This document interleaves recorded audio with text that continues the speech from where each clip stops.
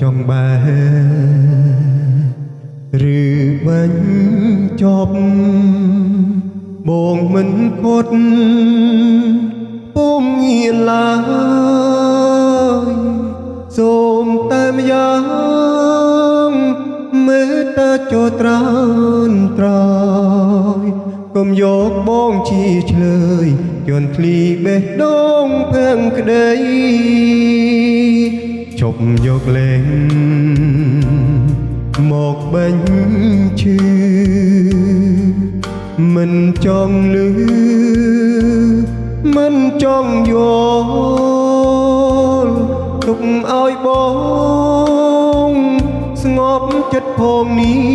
មុលជាបាល់ភាពំពលក្លាស្នាមអនុសាចាំងអូនមានថ្មីហើ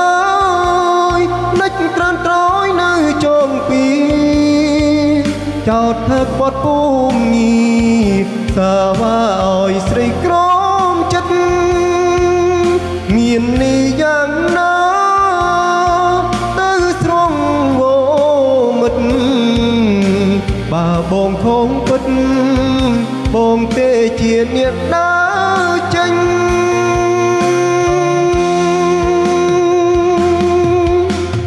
ជប់និយាយ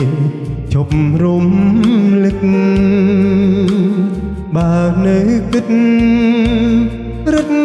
ក្តៅសារឿងហូហើយមកភ្លេចចូលជីវ៉ាបងសុខចិត្តក្រមគ្រីទទួលកំហុងគ្រប់យ៉ាង